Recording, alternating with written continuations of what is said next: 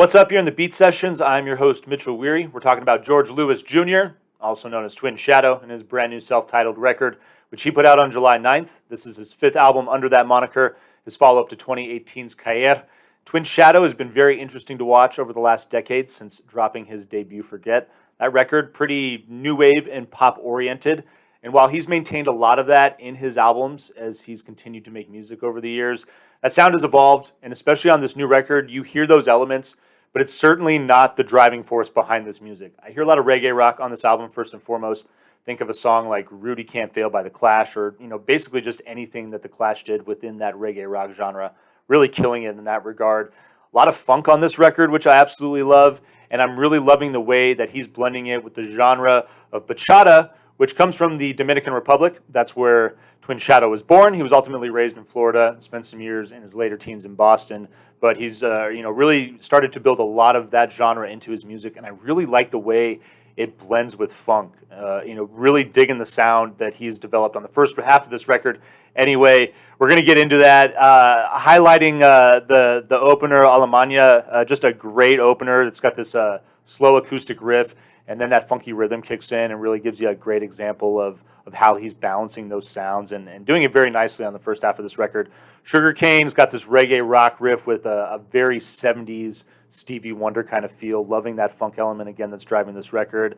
Songs like Johnny Johnny, Is There Any Love, delivering that uplifting, positive message that's throughout this record. That's what I like about Twin Shadow on this album. Even when approaching dark subject matter, he's the type of person that, as far as perspective, it's this idea of, things, loss, pain, the grieving process can hurt more often sometimes because something meant that much more to us.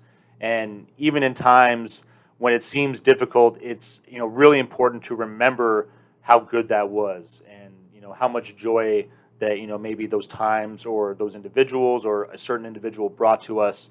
And I like that perspective. Again, it's a tough one to have and to maintain in difficult times, but I think it's an important one to balance throughout all of the emotions that one goes through during the grieving process. So I like the uplifting nature of this music. That's one of my favorite things about it. Is There Any Love? The A side closer on this thing, great funky tune, really love it.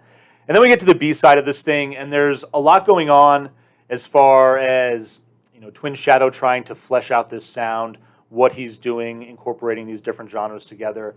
And there's a lot of great moments that I ultimately just feel kind of fall flat, starting with Gated Windows. It's got this post-punk synth feel, kind of this Depeche Mode vibe, drawing on kind of that early sound that he became known for. But this song just never has its moment. It just never... It feels like it's about to peak so many times and then it just, falls flat. Kind of disappointing in that regard. And then Lone Star, Brown Sugar, a couple tracks that Brown Sugar especially talk about, building into a chorus that just kind of leaves you wanting more.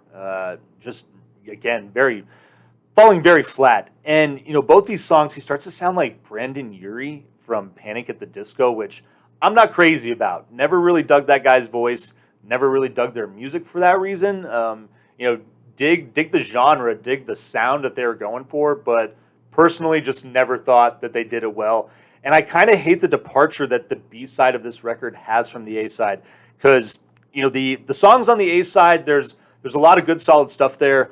Is There Any Love and Sugarcane probably are the two more memorable moments for me. And Alemania is a great opener. Really does give you a good indication of I think where he's headed stylistically, but the back end of this record and just the way that it just kind of fails to deliver, I'm gonna have to vinyl pass on this. I did love listening to so much of this album, to pretty much all of it.